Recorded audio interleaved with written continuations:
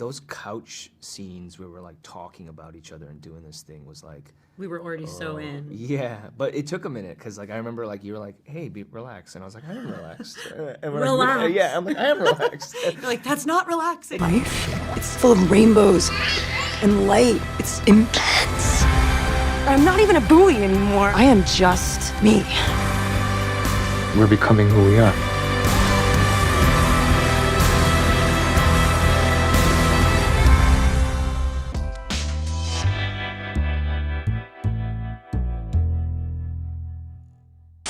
Very excited to talk to both of you. Big fan of both of your work, and this movie definitely surprised me. I knew that I was going to be intrigued by it, but did not anticipate how much it was going to emotionally impact me.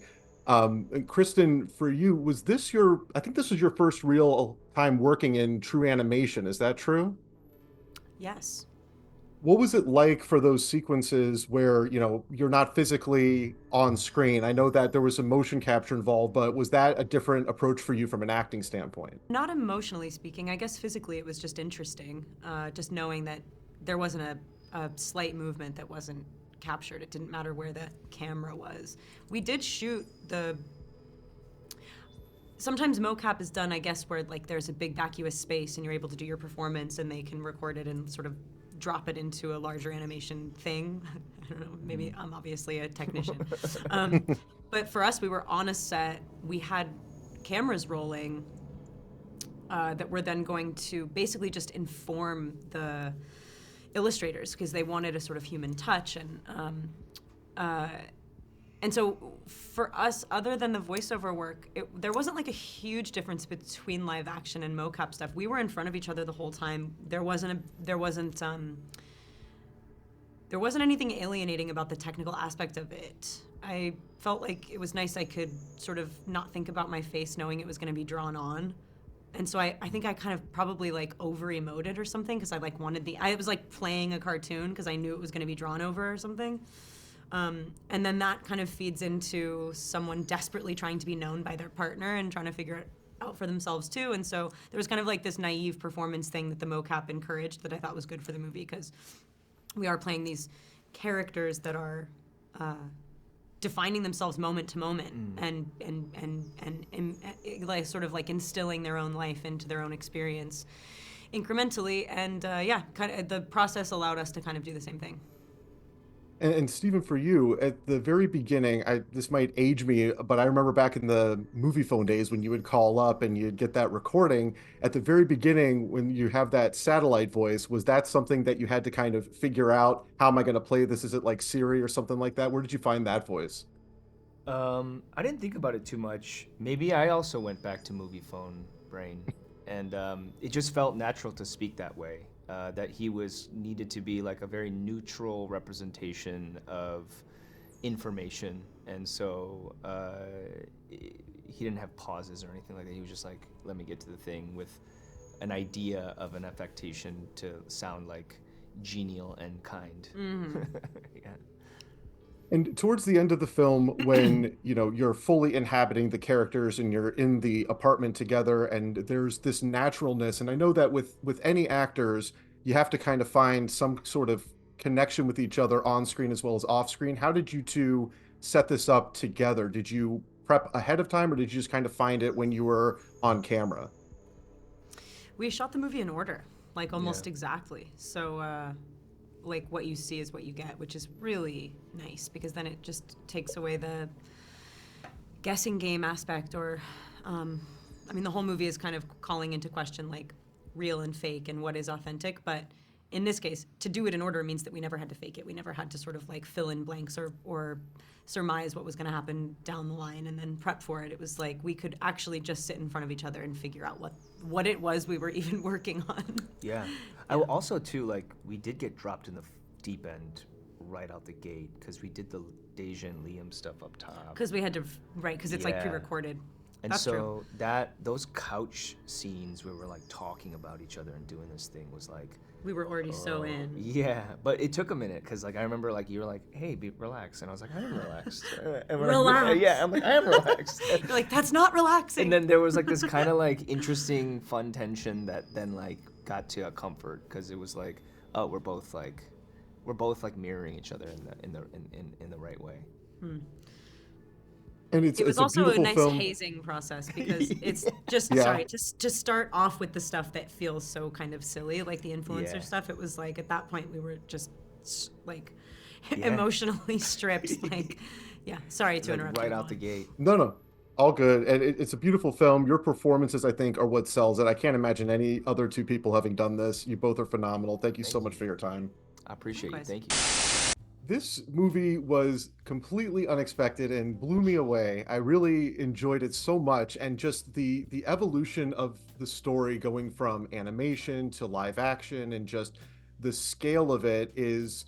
I thought Robert Zemeckis is here traveling millions of years was one thing. This is billions of years, and it's just such an encompassing film. I don't even know where to begin, but where did this story even come from? Like, where did this genesis come from? Well, I mean, we wanted to make a movie that made you feel big and small at the same time. I mean, as you said, the timeline of the film is 10 billion years from the creation of Earth to its destruction. But at its core, we wanted to make a movie that felt as fleeting as first love. You know, the story at the center should feel immediate and explosive. So we thought that contrast was really cool because it made you feel big and small at the same time.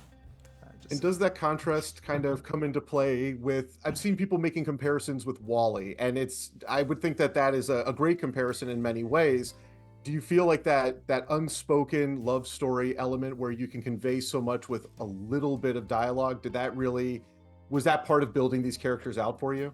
That was a really fun part, like, because we wrote the script and then we kind of freaked out and we thought, oh my God, how are we going to make a buoy and a satellite, lovable and interact with each other? So we made an animatic, like a little animation of them, and we played around for months and months with it, like just figuring out, does the light up here? Like, what does it mean if the pupil dilates? Like, what does it mean if she turns her head this way? Or, and just playing around with anthropomorphizing these two inanimate objects.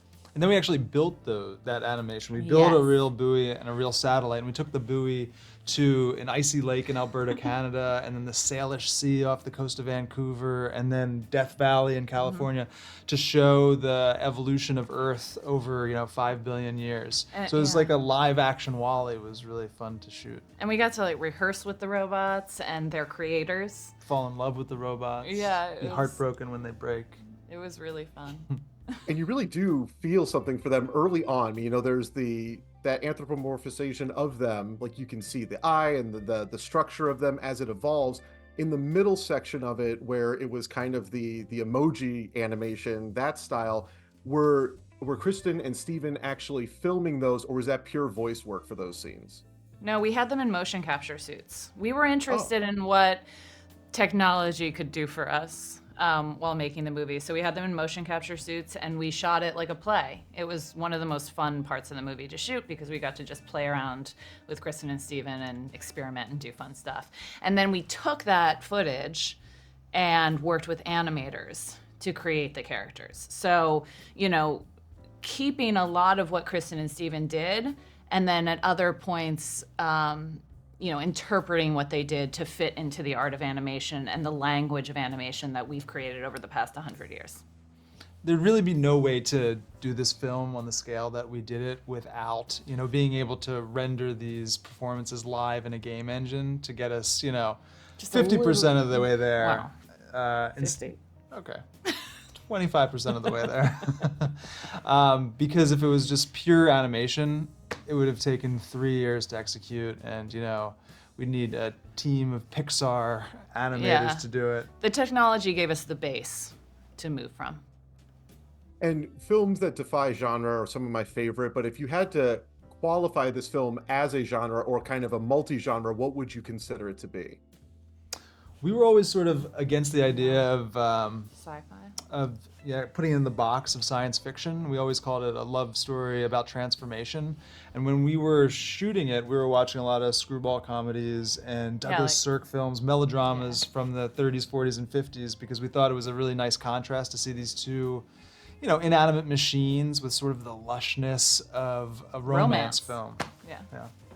Well, it's a beautiful film. I don't think I've ever seen a post-apocalyptic film that heavily features the Friends theme song, but you did a phenomenal job. Thank you so much for your time today. Yeah, thank you. Thank you. Thank you for clicking on our video, everybody. If you like what you saw here, please make sure you like the video and subscribe and share with your friends who like this sort of content. JoBlo remains an independent company, and we appreciate all of your support.